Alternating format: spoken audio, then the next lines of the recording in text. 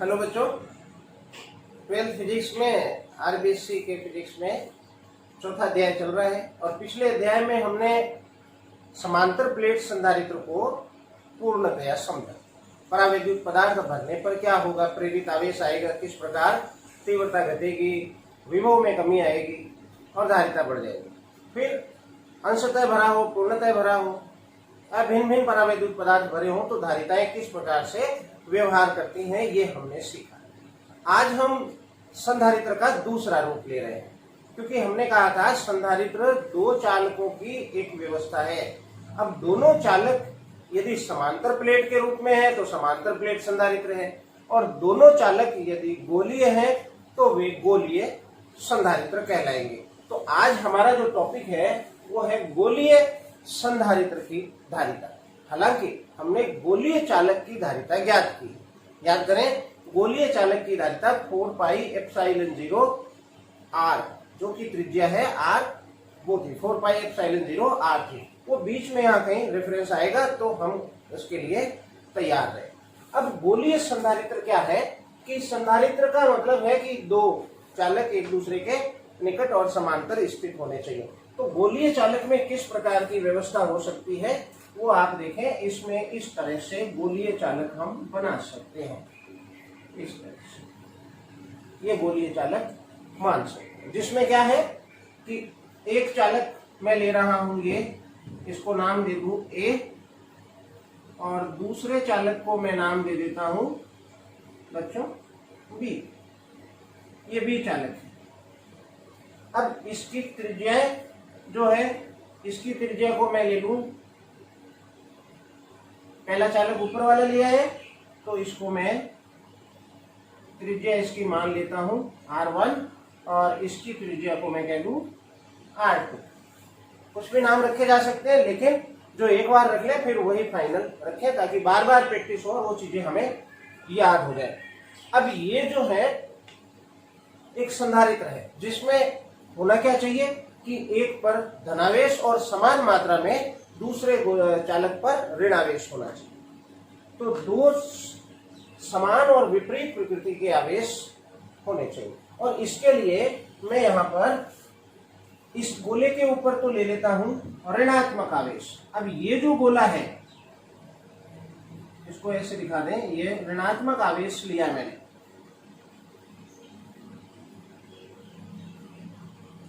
ऋणात्मक आवेश, ये गोला खोखला या ठोस कैसा भी हो सकता है, लेकिन इसको तो खोखला होना पड़ेगा क्योंकि ये इसके अंदर। तो बच्चों, अब जो समान और विपरीत प्रकृति के आवेश से युक्त समान व विपरीत प्रकृति के आवेश से युक्त दो सकेंद्रीय गोलीय चालक मैंने लिए हैं। गोलीय चालक से निर्मित जो ये युक्ति है, चालक से निर्मित जो ये युक्ति है, इसे गोलीय संधारित्र कह रहे हैं। गोलीय संधारित्र कहते हैं। माना A तथा B दो गोलीय चालक हैं जिनकी त्रिज्या क्या लिए हमने R1 व R2 है, तथा चालक B पर ऋणावेश कितना, मान ले -Q दिया जाता है। तो क्या होगा, विचार करें। होगा ये कि एक चालक के निकट दूसरा चालक रखा है, एक चालक के निकट दूसरा चालक रखा है, यूं रख देते अगर, और ये ऋणावेशित होता तो प्रेरण प्रभाव उत्पन्न होता है, ये चालक है और इसलिए इलेक्ट्रॉन विस्थापित होकर इस सिरे पे आते हैं और धनावेश जो है इधर रह जाता है, क्योंकि इधर इलेक्ट्रॉनों की कमी हो जाती है।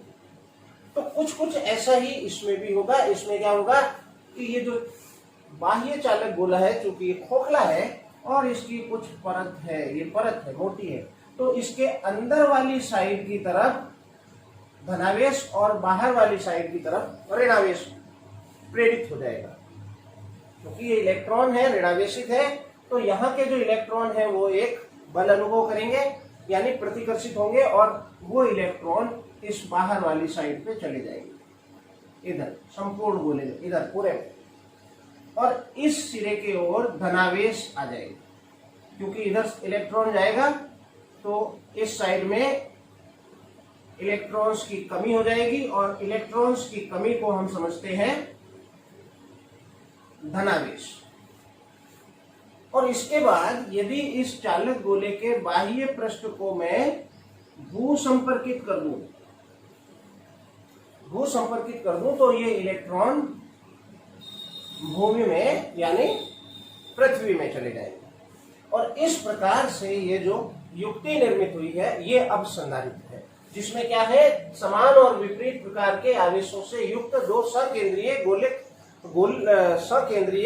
गोलीय चालकों से निर्मित युक्ति बन गई। एक पर ऋणावेश, दूसरे पर धनावेश। आंतरिक पृष्ठ पे है, बाह्य पृष्ठ पे नहीं है, बाह्य पृष्ठ का चला गया, और इसलिए गोलीय संधारित्र में जो हम बाह्य पृष्ठ है उसको भू संपर्कित रखते हैं।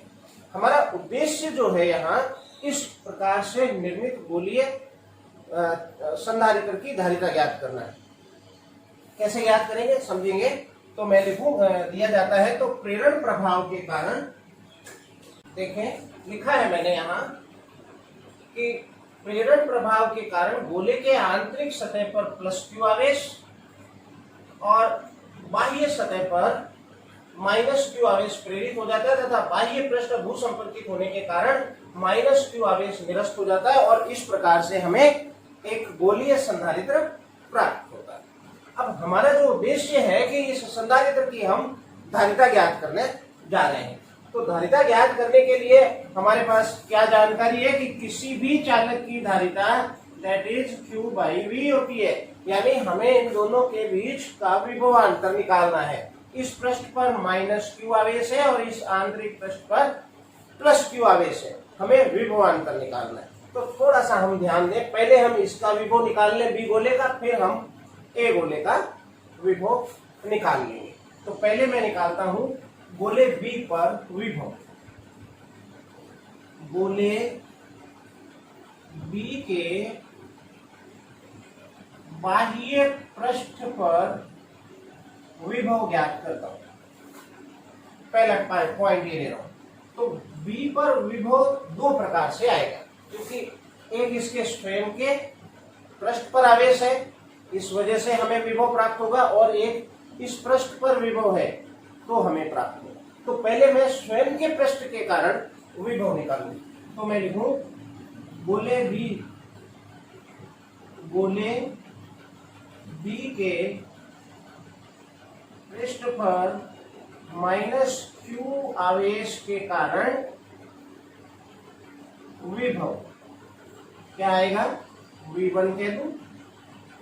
और इसे अब हमें ये बाहर वाला नहीं देखना, केवल ये देखना।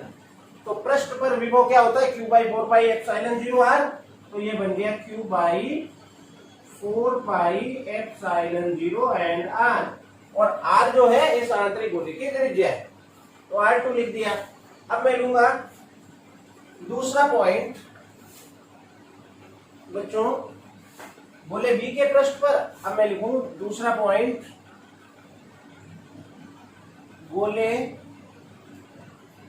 ए के आंतरिक पृष्ठ पर Q आवेश के कारण विभव V2। अब आप इस गोले को नहीं देखें, इसके आवेश को नहीं देखें, इस आवेश को देखें, और इस आवेश के कारण इस पृष्ठ पर यहां हमें विभव ज्ञात करना। इसका मतलब क्या इस आवेश के कारण विभव ज्ञात करना, यानी इस गोले के आंतरिक बिंदुओं पर विभव ज्ञात करना है। और विभव होता है एकांक धनावेश को अनंत से लाने में किया गया कार्य, जिसपे हमने जब चर्चा करी तो ये बात समझी कि अनंत से जब लाया जाएगा तो सतह तक लाने में ही कार्य संपन्न होगा, अंदर संपन्न नहीं होगा। और इसलिए इस बिंदु पर विभव कितना होगा, इस गोले के पृष्ठ पर जितना विभव होता है। तो मैं लिखूंगा विभव V2 बराबर Q by 4 pi epsilon 0 R। विभव का वही सूत्र है, लेकिन इस गोले के आवेश को हम देख रहे हैं और इस गोले का आवेश जो है प्लस है। यहां तक आने में कार्य करना पड़ेगा, जो कि ये त्रिज्या R1 है, तो मैंने यहाँ R1 ली है। मैं लिखूं अतः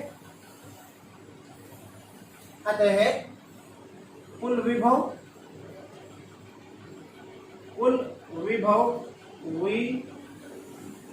किस पे ले रहे थे, B पे, तो मैं लिख दूं VB V1 प्लस V2, तो VB आया, V1 है minus Q by 4 pi epsilon 0 R2 and Q by 4 pi epsilon 0 R1। और आप देखें तो कॉमन है, क्या कॉमन है, Q by 4 pi epsilon 0 common, तो रह गया 1/R1 माइनस 1/R2। ये हमने बी गोले के बाह्य पृष्ठ पर विभव ज्ञात कर लिया और ए पर भी ज्ञात करेंगे और उसके बाद अंतर निकाल के विभवांतर निकालेंगे। तो आप नोट करें इसे।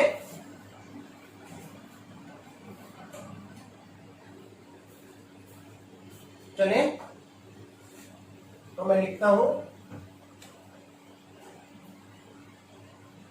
बी पर कुल विभव ये आ गया। मैं लिखूं गोले ए के बाह्य पृष्ठ पर विभव कितना आएगा, वी ए सोचें शून्य, क्योंकि बाह्य पृष्ठ पर आवेश नहीं है, तो इस आवेश के कारण विभव शून्य आएगा। तो मैं लिखूं अतः गोले ए व बी के मध्य, ए व बी के मध्य विभवांतर कितना आया, डेल्टा वी कहते हैं। तो वी अंतर ले लो दोनों का, V A minus V B, and therefore delta V A is 0 and V B is Q by 4 pi epsilon 0 and 1/R1 minus 1/R2। और ये बन गया आपके Q by 4 pi epsilon 0 minus अंदर कर दूं तो ये आ जाएगा 1/R2 माइनस 1/R1। और आप इसको ऐसे भी लिख सकते हैं एलसीएम लेके, 4 pi epsilon 0 LCM R1 and R2 and R1 minus R2। ये इसका विभवांतर है। अब धारिता के बारे में हम जानते हैं, तो लिखूं मैं अतः हम जानते हैं किसी भी चालक की धारिता, हम जानते हैं धारिता क्या होती है, C बराबर Q बाई V। V मतलब विभवांतर है, तो मैंने यहाँ डेल्टा V ले लिया, तो ये बना C बराबर Q by, this is Q on this value delta V की Q by 4 pi epsilon 0 R on bracket जो आ गया R1 minus R2 upon R1 R2। Q से Q कट जाएगा और ऊपर जाएगा तो धारिता बनेगी 4 पाई एप्सिलॉन 0 R1 R2 भी ऊपर, R1 R2 by and R1 minus R2। ये है गोलीय चालक की धारिता। नोट कर लें आप, फॉर्मूला हमारे पास आ गया है। बच्चों अब यदि हम इसकी कुछ महत्वपूर्ण बिंदुओं पर विचार करें, हमारे पास जो धारिता आई है, तो गोलीय चालक की धारिता मैं यहाँ फिर से लिख दूं 4 pi epsilon 0 R1 R2 upon R1 minus R2। ये उस स्थिति में है जब यह व्यवस्था हवा या निर्वात में है। यदि इनके बीच कोई अन्य परावैद्युत पदार्थ भरा हो, तो मैं लिखूं यदि गोलों के मध्य हवा या निर्वात के अलावा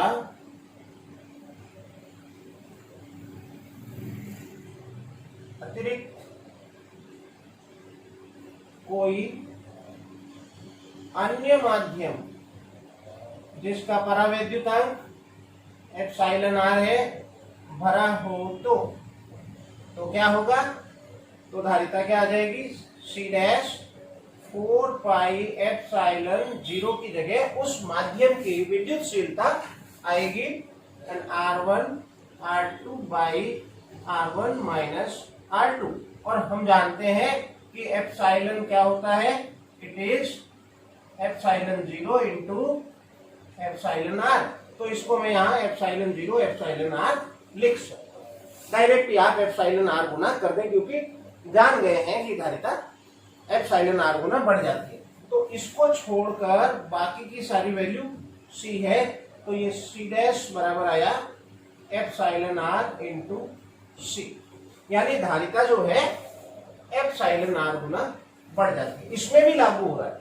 हमने जब पिछला टॉपिक पढ़ा था तो उसमें भी ये रिजल्ट आया था और कहा था कि ये किया तो हमने समांतर प्लेट संधारित्र के लिए है, लेकिन लागू सब पर। तो यहां भी ये हमें देखने को मिल रहा है। अब मैं यहां इसकी विशेष व्यवस्था लेता हूं। पॉइंट 1 स्थिति फर्स्ट। अब आपके पास जो विभव आया था V बराबर, याद करें क्या था? V बराबर क्या था? Q by 4 pi epsilon 0 and 1 upon R1 minus 1 upon R2। ये आया था, ये विभव हमारे पास था। ठीक है। अब सोचें, यदि R1 बराबर R कर दूं, वह R2 बराबर अनंत कर दूं, तो क्या होगा? तो R1 बराबर R और R2 बराबर अनंत करूं, तो मैं यहां ये करना चाहूंगा इसमें, और इसमें जब करूंगा तो मुझे ये चीज समझ में नहीं आएगी, क्योंकि R2 को अनंत से गुणा करूं फिर R2 अनंत घटाऊं, तो मैं विभव में जाके ऐसा देखूंगा। और इस प्रकार करने पर V क्या बनेगा? Q by 4 pi epsilon 0 1 upon R minus 1 upon अनंत। विभवांतरीय हो जाएगा। और धारिता परिणाम चलो आगे और कर ले। Q by 4 pi epsilon 0 R आ जाएगा। वह धारिता कितनी हो जाएगी? धारिता कितनी हो जाएगी? तो धारिता का सूत्र C बराबर Q बाई V है, और V क्या आ गया? वही 4 पाई एप्सिलॉन 0 R। Q से Q कैंसिल, तो C बराबर 4 पाई एप्सिलॉन 0 एंड R आ जाएगा। इससे आप परिचित हैं। ये एक गोलीय चालक की धारिता है जो आपने सीखी है। ये गोलीय चालक की धारिता है। तो हमने क्या किया कि इस R1 जो है इसकी त्रिज्या, इसको तो कैपिटल R कर दिया, यानी कोई त्रिज्या कर दी, लेकिन इसको हमने कहां भेज दिया? अनंत पे भेज दिया, यानी इसकी त्रिज्या अनंत कर दी। और जब अनंत पे कर दी तो समझ रहे हैं ये है नहीं, मान लें ये है नहीं, क्योंकि अनंत पे है इसका मतलब नहीं है। तो एक ही चालक गोला रह गया, और एक ही चालक गोले की धारिता हम जानते हैं। तो मैं अगर कल्पना कर सकूं कि एक गोला यहां और दूसरा गोला अनंत पे, तो ये भी एक संधारित्र है। और इसलिए यदि मैं एक ही चालक गोला लूं, एक ही चालक गोला लिया, और तो मैं ये मान सकता हूं कि दूसरा गोला कहां है? अनंत पे।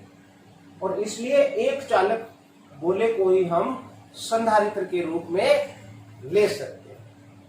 कैसे ले सकते हैं कि दूसरा चालक गोला कहां, तो दूसरा चालक गोला अनंत पे है जहां विभव शून्य होता है। इस प्रकार तो मैं यहां लिखूंगा बच्चों, चित्र बना लिया होगा आपने।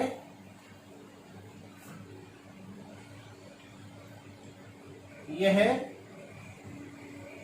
एक चालक गोले की धारिता का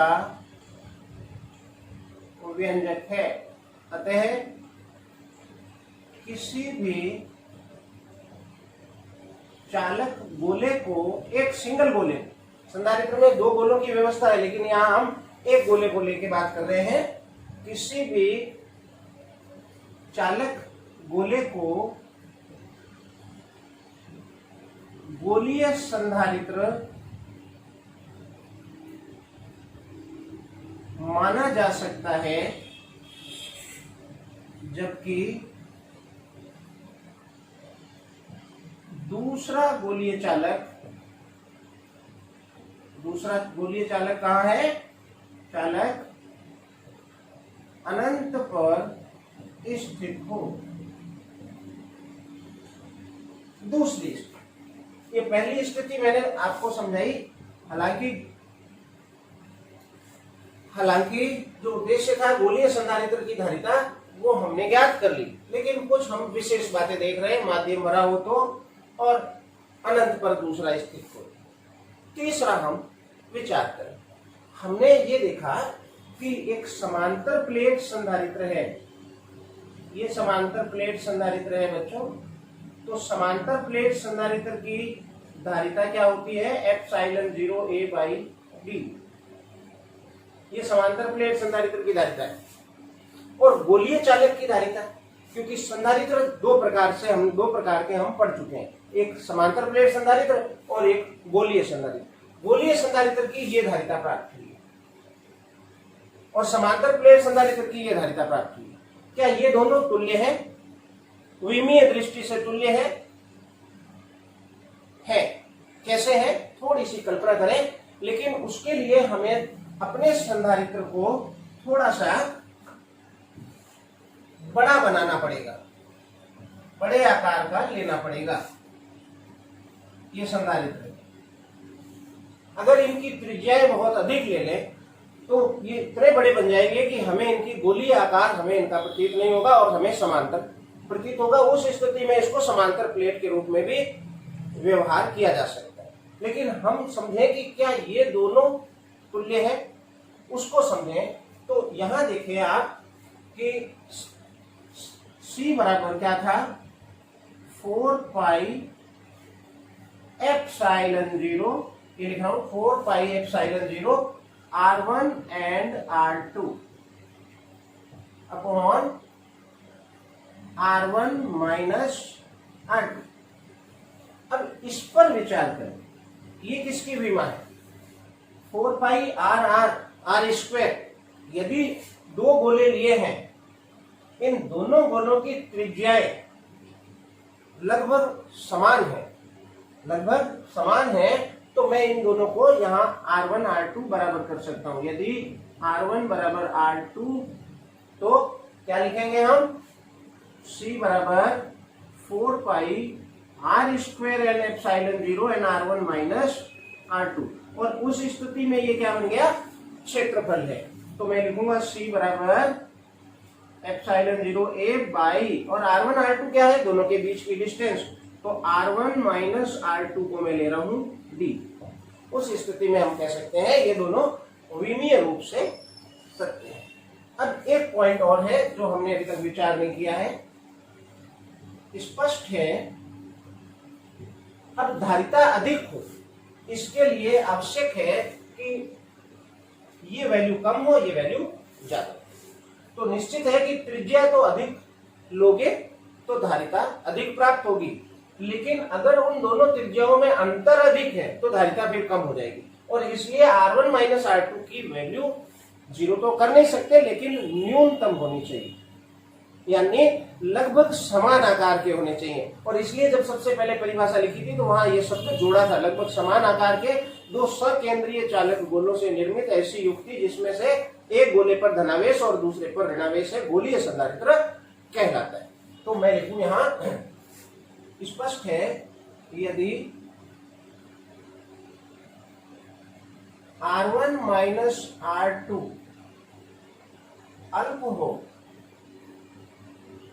तो धारिता अधिक प्राप्त होगी, अतः दोनों गोलों की त्रिज्या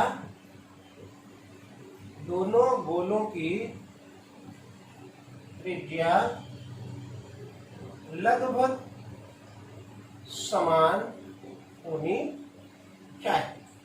तो ये कुछ पॉइंट है जिस पर हमने विचार किया, आप नोट करें।